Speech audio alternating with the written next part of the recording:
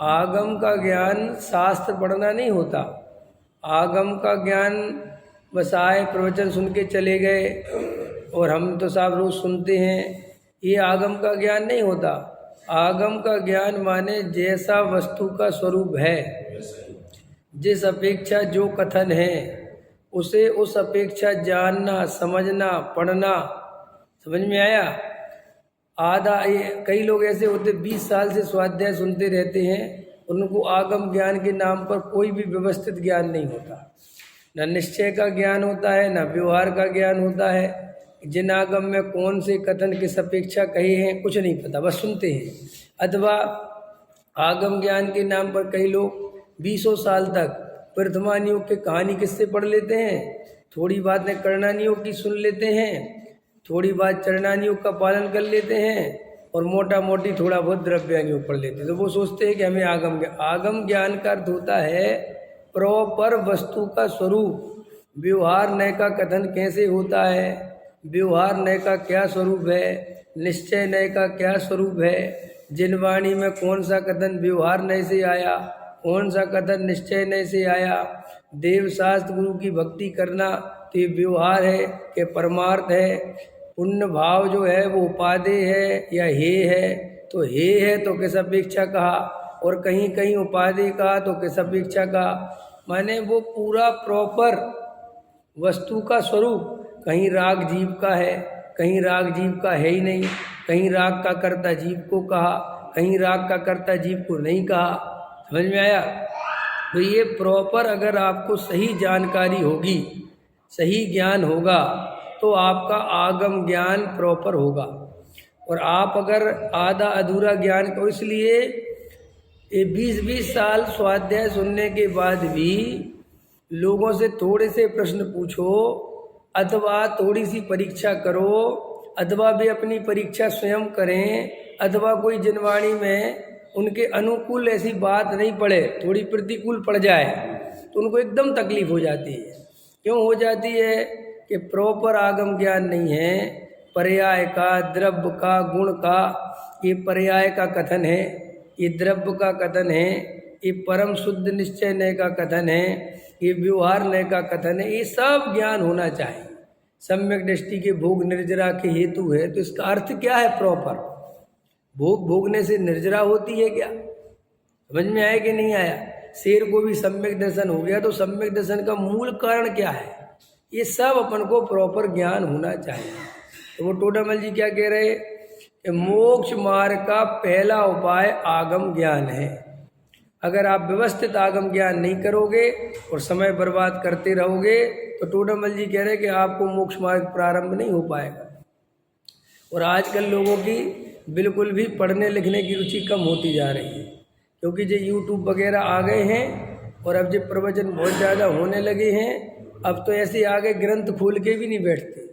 समझ में आया ना? बड़े बड़े कार्यक्रम हो जाते हैं, जनता आती है, पंडित जी प्रवचन करते हैं और कोई ग्रंथ लेके ही नहीं बैठता। देखा आपने? अब स्क्रीन पे आने लग गया, अब ग्रंथ की जरूरत ही नहीं है और ऐसे बैठे रहते हैं वो।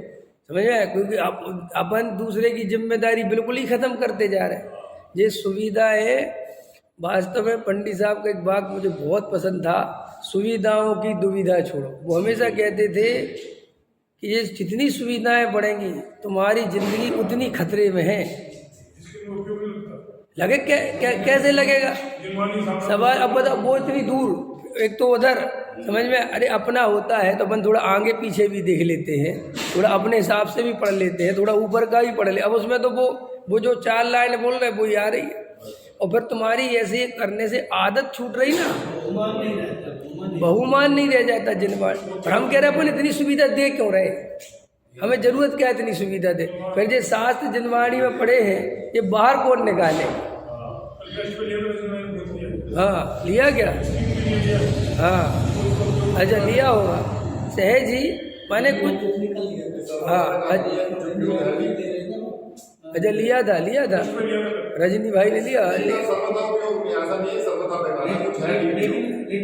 सर्वथा कोई चीज नहीं है, अति हर चीज की बुरी है। समझ में? अति भोजन भी बुरा है और बिल्कुल नहीं खाना भी बुरा है। बहुत ज़्यादा पढ़ना भी बुरा है और नहीं पढ़ना भी बुरा है। वो तो मध्यम मार्ग अपने को समझना चाहिए ना। अब लेकिन दिन पे दिन ऐसा होता है, बड़ी बड़ी सभाएं चल रही हैं और बड़ा कार्यक्रम हो रहा है और कोई भी विषय चल रहा है, कोई ग्रंथ नहीं देख रहा, कोई नहीं सुन रहा, और वो सुनाने वाला सुना। तो देखो ये टोडामल जी कह रहे, इससे तुम्हारी जो स्वाध्याय करने की परंपरा है वो बिल्कुल छूटती चली जा रही है जी, बिल्कुल ठीक नहीं है। प्रॉपर तरीके से समझ में आए कि नहीं है, बिल्कुल बिल्कुल समझना ही चाहिए अपने को। क्यों? क्योंकि अगर अपन नहीं पढ़ेंगे, नहीं समझेंगे तो बात बनेगी नहीं। अभी कल ही परसों दादा का प्रवचन था कि भैया बच्चों को समझा रहे थे कि तुम जो विधान करने चले जाते हो स्मारक की पढ़ाई छोड़ छोड़ के, तो बोले वो जो गए ना तुम विधान कराए और वहाँ समाज ने तुम्हें प्रशंसा दे दी, प्रशस्ति पत्र, तुम खुश तो हो गए, लेकिन तुम्हारा यहाँ जो 8 दिन का समय सार छूटा है ना और 8 दिन का नए चक्र छूटा है, वो हमेशा ही के लिए छूट गया। समझ में आया? वो बहुत अच्छा बता रहे थे कि वो दुर्योधन वाला उदाहरण दे रहे थे कि दुर्योधन की माँ को ऐसी शक्ति आ गई कि वो पट्टी बांध के रखती थी ना, तो उसको कहा किसी ने कि क्या नाम था उसकी माँ का,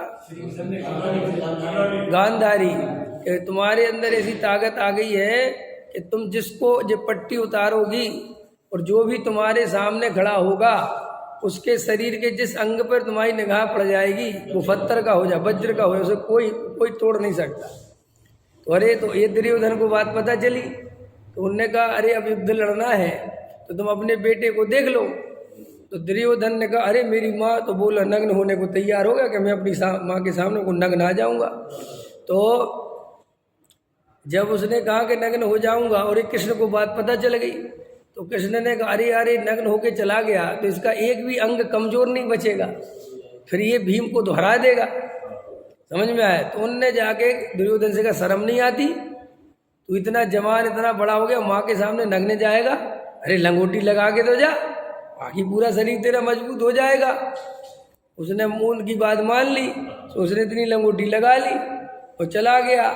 तो बेचारा माँ ने जैसी पट्टी खोली तो पूरा शरीर वज्र का हो गया, लेकिन जितनी जगह में लंगोट लगाया था वो हिस्सा कमजोर रह गया। तो जब वहाँ जाके कृष्ण ने कहा भीम से कि अब तुम्हारी इससे लड़ाई होने वाली है, तो इसका ये जांग के हिस्से का ऊपर कमजोर है, यहीं मारना। बोलो, तो ऐसे ही तुम जो एक दिन का प्रवचन छोड़ देते हो, नहीं आते, फिर चले जाते हो, फिर सुन लेते हो या और जो भी करते हो, तो वो कहते हैं कि देखो प्रॉपर तरीके से तुम्हारा अध्ययन नहीं होता है, इसलिए तुम्हारे जीवन में वो आगम का सम्यक ज्ञान हो नहीं पाता।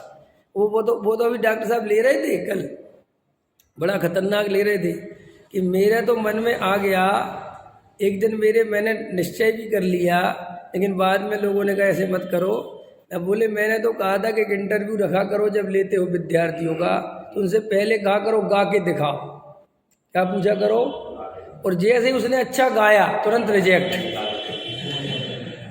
तो कल परसों ले रहे थे कि क्यों, कि मैंने स्मारक में देखा उनके जीवन काल में कि जितने अच्छे गाने वाले थे वे सब गाने बजाने में रह गए और प्रॉपर आगम का ज्ञान नहीं करा। और फिर उनको बोलो हमने कई दफे मेहनत भी करी, लेकिन फिर उनका वो गाने का छूटा नहीं, और समय सार खोल के भी बैठा दिया प्रवचन करने, तो अभी वहाँ वे भजन ही गा रहे हैं, क्योंकि वो भजन गाने की आदत पड़ गई है। वो ले रहे थे परसों का सुनना, बहुत कमी बता रहे थे विद्वानों की कि विद्वान इतने बेहोश पड़े हैं, समय सार खोल के बैठे हैं और कर्ता कर्म का भजन गा रहे हैं। कौन सा भजन गा रहे हैं? क्योंकि उनको इससे मतलब नहीं है कि हम क्या बोल रहे हैं, उनको तो इससे मतलब है कि श्रोताओं पर हमारा प्रभाव पड़ना चाहिए, समझ में। और भावुकता वाले प्रवचन कर देते हैं कई लोग, उससे होता जाता कुछ नहीं है। देखो भाई, आप प्रॉपर आगम ज्ञान, देखो जैन धर्म भावुकता का धर्म है ही नहीं, सच्ची बात तो है। न जैन धर्म भक्ति प्रधान धर्म है, न राग प्रधान धर्म है, न नाचने कूदने वाला धर्म है। जैन धर्म बिल्कुल वैज्ञानिक धर्म है।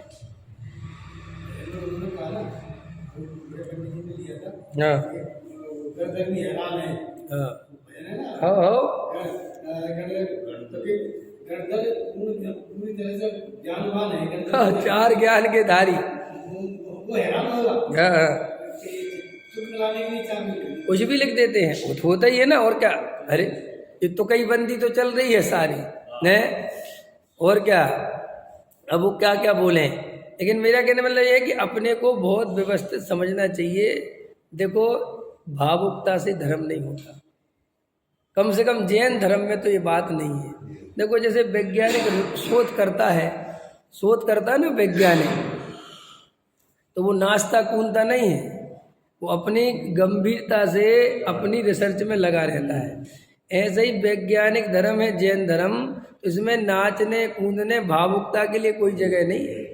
कई लोग जो भावुक प्रवचन करते हैं ना, तो वो सभा में तो मजा आ जाता है, लोगों को आनंद आ जाता है। मैं कई तुम ऐसे प्रवचनकारों के नाम बता सकता हूँ, नाम तो नहीं बताऊंगा या तुम झगड़े करोगे।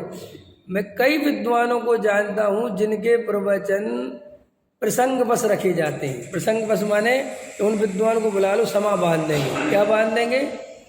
समा समझते हो ना, समा तो बांध देंगे, ये बात तो पक्की है। क्योंकि वो बढ़िया 2-4 भजन सुनाएंगे, वे तुम्हें 2-4 बढ़िया बढ़िया भावुकता की बातें सुनाएंगे, 2-4 गुरुदेव के प्रसंग सुनाएंगे, 2-4 और इधर उधर की कहानी सुना, तो मजा आ जाएगा प्रवचन में। लेकिन मैं तुमसे जब प्रवचन खत्म हो जाएगा और मैं तुमसे पूछूंगा कि क्या निर्णय हुआ तुम्हारा, तुम कहोगे साहब हुआ कुछ नहीं है। समझ में ऐसे ही होता है। जैसे अपन होते ना कि साहब मजा आ गया साहब, वहाँ गए थे, गजलें चली, बहुत बढ़िया, मजा आ गया। कि क्या सुना तुमने गजल में, क्या अर्थ समझ में आया? कि अर्थ कुछ समझ में नहीं आया। गजल थी, तेरे आने से सारा शहर महके। अब किसका शहर, कौन महक रहा, कौन आ रहा, ये हमें समझ में नहीं आता, लेकिन गाता बहुत अच्छे से है, उसका नाम बहुत अच्छा है। ऐसे ही अपन ने अपने जीवन में जैन धर्म में भी एक नाचना कूदना, ये गाने भजन, और उसको रोक तो सकते नहीं। लेकिन यहाँ टोडामल जी कह रहे हैं कि अगर तुम्हें मोक्ष मार्ग साधना हो तो क्या करना? आगम ज्ञान करना। भैया अभी अपन गहराई में जाएं तो 6 द्रव्य का भी गहराई से स्वरूप नहीं पता अधिकतर लोगों को। 7 तत्व का क्या स्वरूप है, ये आश्रव हे है, जीव भिन्न भिन्न है, तो इनका भिन्न भिन्नपना कैसे करना है? ये जीव ज्ञान स्वभावी है, जानने देखने वाला है, ये रागादि भाव आश्रव भाव है, ये संबंध निजरा तो है ही नहीं।